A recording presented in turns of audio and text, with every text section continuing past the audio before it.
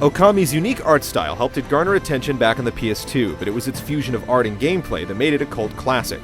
Despite the critical acclaim, a follow-up seemed highly unlikely due to low sales, but Capcom defies those expectations with Okamiden, a direct sequel to the 2006 classic. Does it manage to capture the essence of its predecessor, or is it unable to step outside of its looming shadow?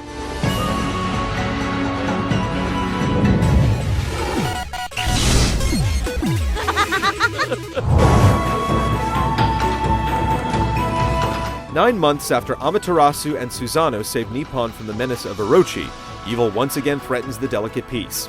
This time it's up to a young pup named Chibitarasu and his pint-sized partner Kuni to save the day. The overarching story starts strong, but eventually fades into the background, staying off the radar until the final hours. Okamiden is instead defined by a few smaller tales that focus on characters you encounter.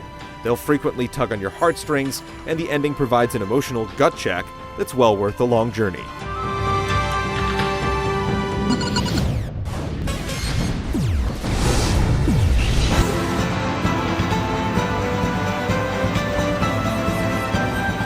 Okamiden is very similar to its predecessor, going so far as to revisit similar locations and venues. You'll occasionally retread old stomping grounds, but enough has been changed to keep things fresh. For those unfamiliar with the original, the game's structure shares much in common with the Zelda series: a vast overworld, a handful of towns, and plenty of dungeons. However, the world feels more claustrophobic than before.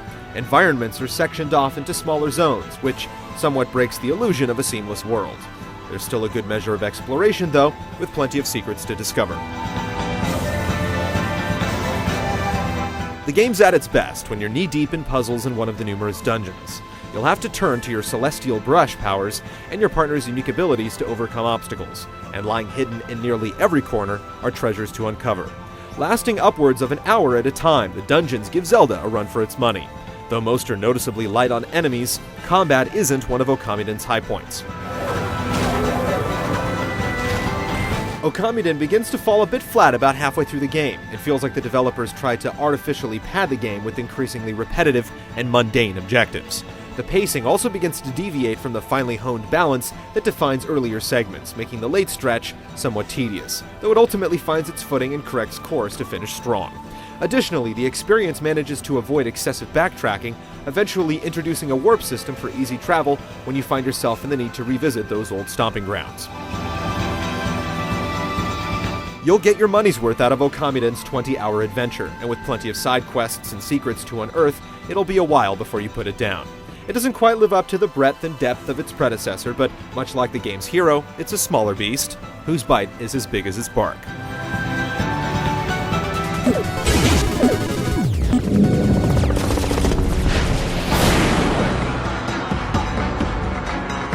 Capcom already tapped the Wii's motion controls to enhance the original's paintbrush mechanics, but the Nintendo DS stylus delivers the missing ingredient: tactile feedback.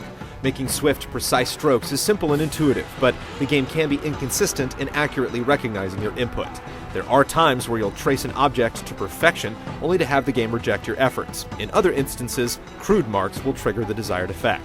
It's little more than a nuisance most of the time, but there are certain crucial instances where failed strokes can be quite frustrating, especially when ink starts to run in short supply.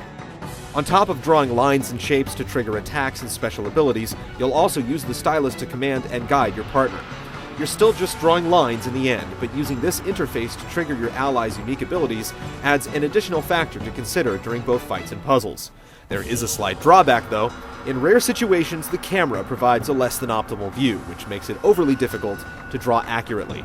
The teamwork mechanic expands further by allowing each companion to dismount from Chibitarasu and act in tandem to solve puzzles or tackle more challenging opponents, though you're restricted to the immediate area while separated. Though there's certainly a heavy emphasis on the celestial brush, Okamiden also relies on more traditional gameplay mechanics. Basic combat is conducted with a single button, which lets you string together attack combos, and the system would be somewhat shallow if not for the brush mechanics. You'll obtain 3 different weapons over the course of the game, each of which can be upgraded. However, you can't combine them like you could in the previous game, and they don't offer much variety either way.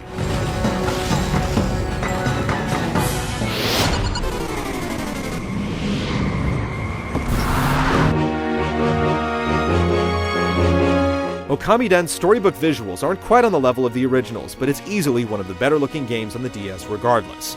Capcom is squeezing every last ounce out of the aging hardware.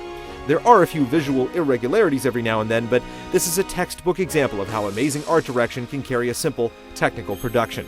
The soundtrack is moving and really enhances the atmosphere, and the gibberish that serves as a stand-in for voice work certainly adds some charm.